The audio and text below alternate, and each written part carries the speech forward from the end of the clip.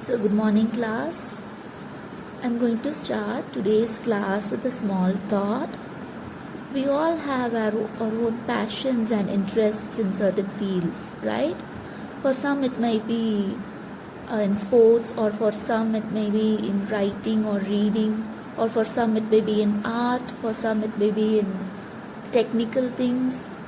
So, for each one of us, we will have an interest in certain areas or in certain fields, right?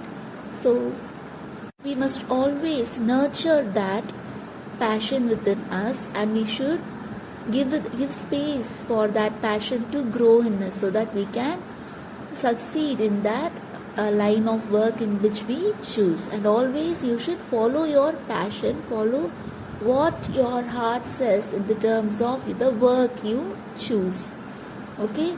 And you should not let go of your passion because it doesn't pay you enough, or because the income is not enough. You should strive, you should struggle hard, and you should come up in life based on your passion, okay?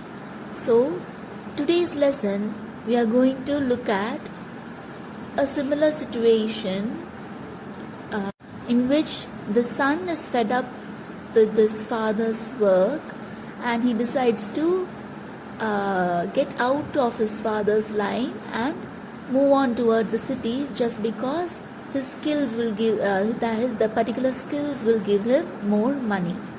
Okay, so the name of the lesson is This Last Stone Carver, and this is written by Shrigan Shrivastava, and she is an Indian author of German origin.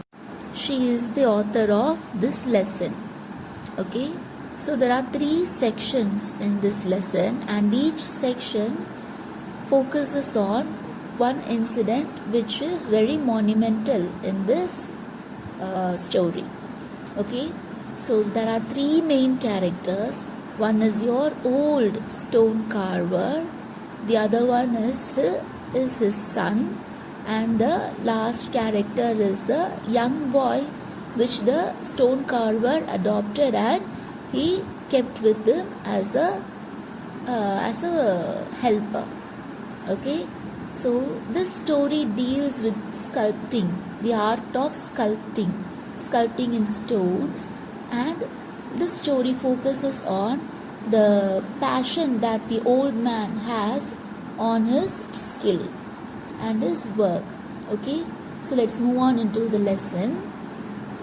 So in the beginning of the lesson, we could see that the young man, that is the stone carver's son, is flinging the chisel and hammer down to the earth, and he says angrily that this stone carving business, they are focusing only on temples. They are not expanding their business to, they are only focusing on temples. And he is saying that just by focusing on temples alone, this stone carving business is not yielding them enough money. And he says that he needs more money in order to become successful. And he flings the chisel and hammer. Chisel and hammer are used to sculpt the stones into statues. Okay, and he says this.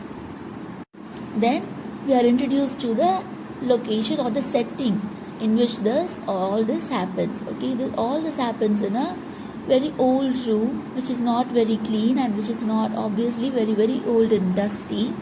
By this we can see that this old stone carver is a poor man of very meager means.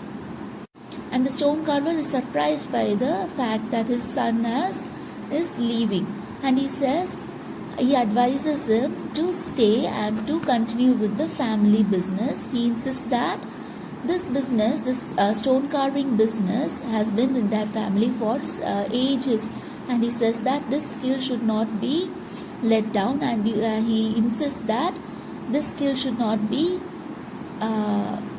sold for money. He says that it is a very divine job being a sculptor in a temple, and it is an art, and he asks his son not to sell it. But the son is rather adamant. He says that in the Agra marketplace, he says in the Agra marketplace, they will give me more money if I sell commercial products by sculpting. But he says that his father is making him do this work only on the name of divinity and charity. And finally he says that he is very, very bored and he is very, very tired of working for the very meager amount of allowance they get from the temple association in Srinagar. Okay, so all this happens in Srinagar, and the son wants to move to Agra, which is near Delhi and which is very popular city. So the young man, he moved angrily out of the room, leaving his old father all alone. And while all this was happening, they were in the middle of making a very big, beautiful Krishna statue for the temple, and it is one of the largest project that this old stone carver has got in ages. And when this old stone carver needs the help of his son, he becomes very impatient and he leaves his father alone and he moves on to Agra seeking more business fortune. Okay, at that time, what happens is we can hear the sound of Salim.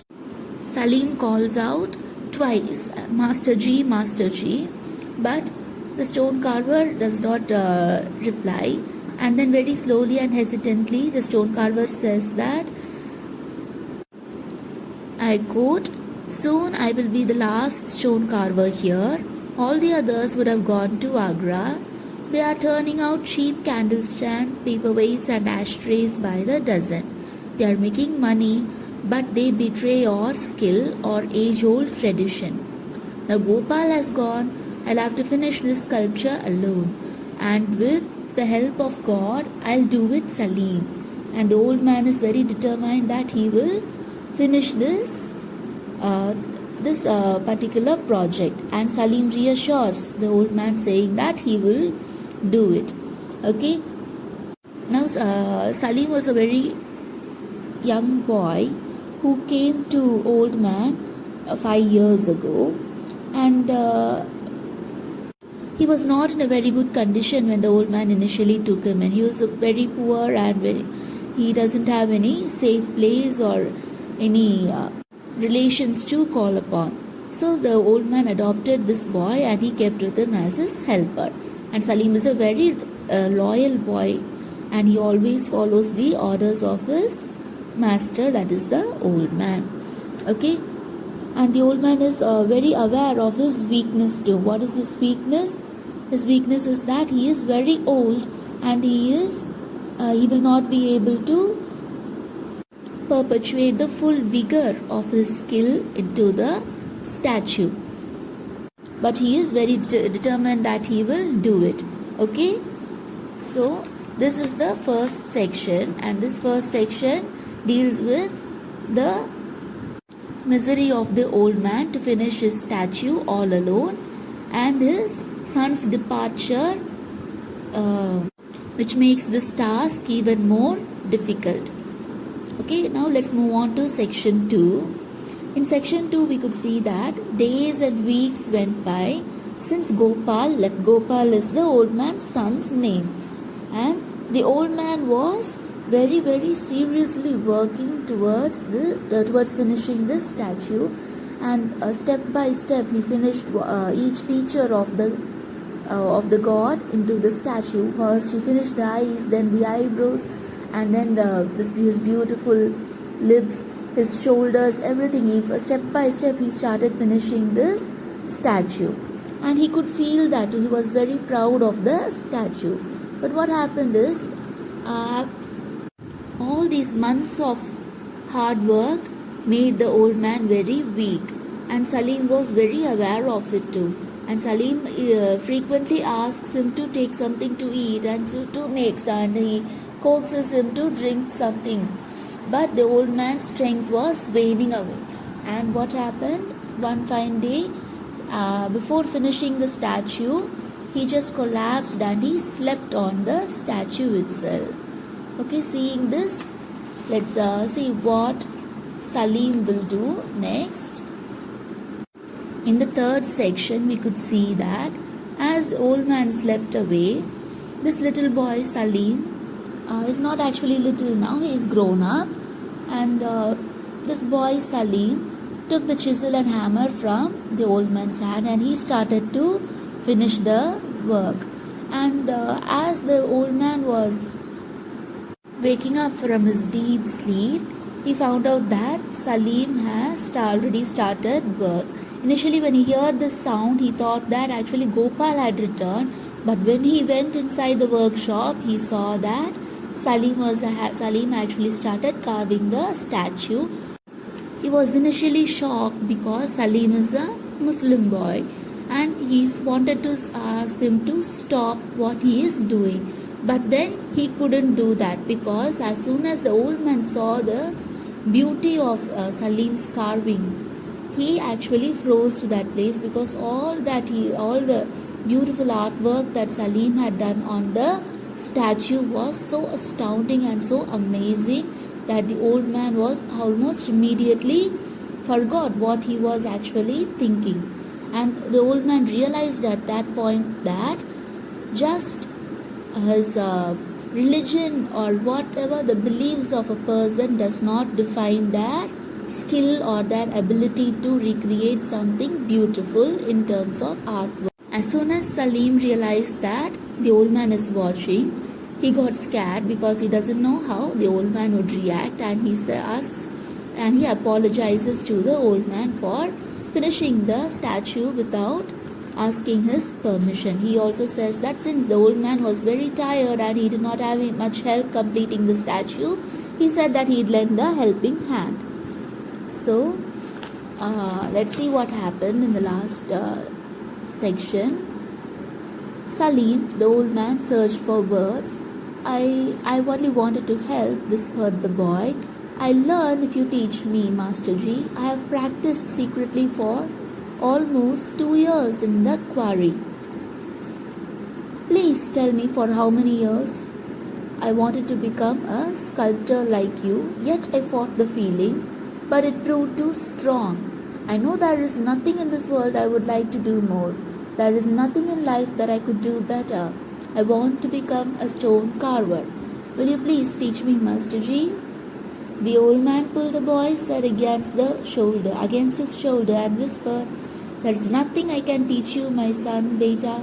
Go ahead, you have it in your hands and in your heart. I know you will be one of the country's finest stone carvers. These are the last 3 paragraphs of section 3. And from these paragraphs, we can understand that the old man has really appreciated the boy's work, and he acknowledges the talent the boy has. And he says that the talent and the passion for knowing something, for learning some skill, has to come from within the heart. In section 2, he says that it has to come from within the heart. Only then that particular skill or passion will flourish well in the person's hands. So, through this lesson, we could see that we should not sell our talent. We should not sell our talent and or passion for something just because it yields more money. We should put our whole heart and soul into it, so that it will be your finances will be given as reward for your hard work and your understanding of that skill, not just as a business profit. Okay, this is what this lesson aims to deliver to us. Let's do a very quick recap of this lesson. Initially, we have 3 characters here. One is Gopal, the stone carver's son. The second is the stone carver himself, and he's a very old man. And the third character is Salim. Gopal does not have any respect for the skill that he learned from his father, and he underestimates that skill in terms of monetary benefits, and he wants to go to Agra to gain more money out of his sculpting business. But the stone carver says that he is not going to go to Agra just to sell his talent and gain money. And he says that it is rather good for him to stay at where he is, and he is in Srinagar, at the Srinagar temple, and carve stone statues, and find peace in the work in which he does. And the third character is Salim. Salim is a poor orphan boy whom the old man had adopted and kept him as a helper. And as soon as Gopal left for Agra, the stone carver was very disappointed, and also he felt very sad, and he was incapable of doing all this stuff alone. In spite of his old age and his weakness, he kept on finishing this big Krishna stonework project given to him by the temple authorities, and that was the biggest project he had in years. Okay, and when he was feeling so tired and very weary of doing all the hard work, one day he fell asleep on the statue itself. And later, when he was waking up, he could hear the sound of somebody chiseling and doing the sculpting work in the work shed. And when he went inside, he actually thought for a moment that Gopal had come back from Agra to finish the project, but it was actually Salim who was doing it. And initially, when he saw that Salim is doing this temple project, he was shocked. But then later, when he found out that this statue has come out beautifully, he realized that Salim has immense talent, and he acknowledged him as a skilled sculptor. This is the end of the lesson, and the rest we will do it in Zoom class. Okay.